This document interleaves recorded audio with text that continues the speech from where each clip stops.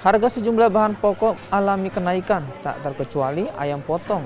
Naiknya harga ayam potong mulai dirasakan pembeli sejak sepekan terakhir.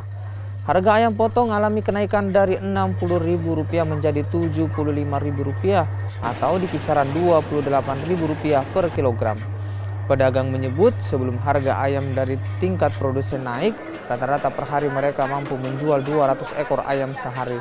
Dengan naiknya harga ayam potong, pedagang kini hanya bisa menjual 100 ekor ayam per hari. Harga daging ayam potong diperkirakan akan terus alami kenaikan, apalagi kini mendekati Ramadan. Dulu sebelum naik ini berapa harganya? 60-an. 60-an. Sekarang 77.